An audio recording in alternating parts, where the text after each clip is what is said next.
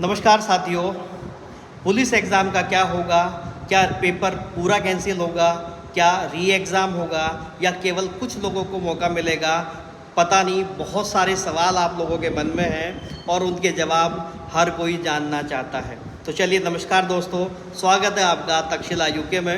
और मैं आप लोगों को कुछ चीज़ें जो मुझे समझ में आई हैं कल देखने के बाद, उस विषय पे मैं आपको कुछ जानकारी देना चाह रहा हूँ। देखिए, सबसे पहली बात तो उत्तराखंड में हालांकि चीज़ें पहले से ही अजीब अजीब चलती रहती हैं, इसी क्षेत्र में अभी कुछ चीज़ें नई नई हो रही हैं। अभी कोर्ट की जो सुनवाई थी पुलिस को लेकर के कल, आप सब उससे अवगत हो ही चुके होंगे। लेकिन उसमें दो तीन चीज़ें हैं जो शायद एक युवा को नहीं मिलनी चाहिए या उसको इन सब चीज़ों से गुजरना नहीं चाहिए। देखिए, अभी क्या हो रहा है कि अभी जज साहब जो हमारे माननीय न्यायाधीश महोदय जी हैं, उनके जो आपका वर्डिक्ट है उससे समझ में आ रहा है कि एज बढ़ाने के वो पक्ष में है। और उन्होंने इस बात को भी कहा है कि जिन लोगों का एग्ज़ाम हो चुका है, उनका तो हो चुका है, तो उसे अपने पास संभाल के रखिए। आयोग को बोला गया है और उसमें उनका रिज़ल्ट जारी नहीं होना है। दूसरी बात, नए लोगों को मौका दीजिए। जो एज क्राइटेरिया पहले था, यानी कि 22 या 21 साल जो था, जो अभी बढ़ के 25 साल तो हो गया है, उन्होंने कहा है कि यही क्राइटेरिया होना चाहिए और उन लोगों को दोबारा से मौका उसमें मिलना चाहिए जो ये बात कह रहे थे कि हमारी एज इस एग्ज़ाम में बढ़ जानी चाहिए। उसको बोला गया है कि उनका पहले फिजिकल कराइए, फिजिकल कराने के बाद उसका रिटर्न लीजिए और एक साथ दोनों का रिजल्ट जो है वो जारी होना चाहिए। देखिए, यहाँ ये फैसला ठीक है, आप उन लोगों को मौका देना चाहते हैं कि जिन लोगों का एग्ज़ाम चूक गया था या जिनको एज का मौका लाभ नहीं मिल पाया था। लेकिन सर, समस्या तो यहाँ आ रही है कि अब जो एग्ज़ाम होगा, अब ये कौन तय करेगा कि किस एग्ज़ाम का लेवल कितना था? वो एग्ज़ाम आसान होगा या भारी होगा, या जो एग्ज़ाम हो चुका है उस बच्चे का एग्ज़ाम भारी था या आसान था, ये कैसे तय होगा? नॉर्मलाइजेशन का क्राइटेरिया कैसे सेट होगा? कैसे फिज़िकल होगा? फिज़िकल के मापदंड होंगे? ये सब कुछ एक बड़े जो है वो सवालिया निशान यहाँ खड़ा कर रहा है। क्या ये बच्चे उस बच्चे के साथ ठगी नहीं होगी जो बच्चा एग्ज़ाम दे चुका है? क्या उसको इसमें नुकसान नहीं हो जाएगा?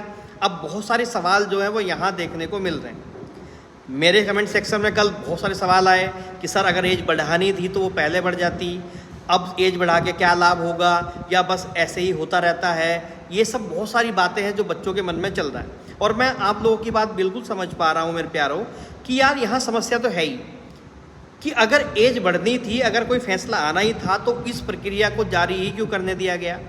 हालांकि दूसरी तरफ एक खबर और इस समय चल रही है मार्केट के अंदर कि जो ट्रेनिंग सेंटर्स हैं उसमें 2000 बच्चों को लेकर के कितने कितने ट्रेनिंग सेंटर बनेंगे। लगभग 8 ट्रेनिंग सेंटर की एक लिस्ट जो है वो वायरल हो रही है, जिसमें जो ट्रेनिंग सेंटर्स हैं उनको धनराशि आवंटित होने की भी बातचीत करी जा रही है। यदि प्रक्रिया यहाँ तक पहुँचने की बात चल रही है तो अब क्या होगा? न्यायालय में जो ये बात आई है कि नया फैसला आएगा, बच्चों को मौका मिलेगा, तो ये यहाँ तो बहुत बड़ा जो है वो समस्या सामने नज़र आ रही है। क्या होता है ये तो देखना पड़ेगा, लेकिन यहाँ बहुत बड़ी समस्या हो जाएगी उन लोगों के साथ जिन लोगों का एग्ज़ाम हो चुका है और जिन लोगों को एग्ज़ाम अब नया होगा, क्योंकि यहाँ तो फिर एक समस्या का सामना करना पड़ेगा। ये तो दो बाइपोलर चीज़ें हो जाएंगी। अब इसमें देखिए उस समय का क्या माहौल था, कैसा एग्ज़ाम था। अच्छा यही होता है कि केवल एक ही एग्ज़ाम सबके लिए हो, सब लोग एक ही एग्ज़ाम में बैठे और एक साथ चीज़ें को चलें। लेकिन अलग अलग एग्ज़ाम होगा तो फिर यहाँ पे भी ये बात आएगी, फिर ये वाला प्रश्न खड़ा हो जाएगा कि वो सब पेपर प्रश्न पत्र हल्का आया था, ये आसान है, ये भारी है, उसमें ये ज़्यादा स्कोर आया, उसमें ये कम ज़्यादा स्कोर आया। अब देखिए, माननीय न्यायाधीश अभी 7 तारीख अगली लगाई गई है डेट, उसमें क्या अंतिम निर्णय आता है। सर ने बोला तो है कि शायद ये अंतिम डेट हो सकती है 7 अक्टूबर और आपका अंतिम निर्णय इसमें लाया जा सकता है।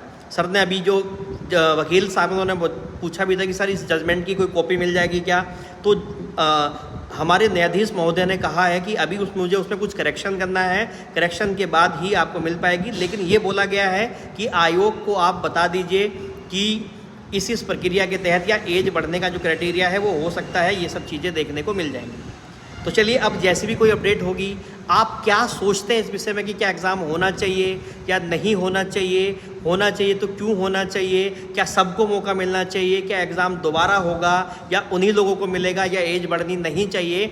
जो भी आपकी राय है आप मुझे कमेंट सेक्शन में ज़रूर बताना।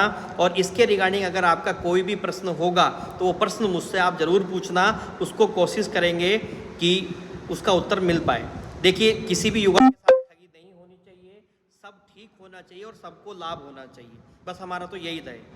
बाकी आप अपने काम पे लगे रहिए, मेहनत करिए, हमें तो अपनी जंग को जीतना ही है। ठीक है, चलिए मिलते हैं फिर अगली वीडियो में। तब तक के लिए जय उत्तराखंड, जय भारत।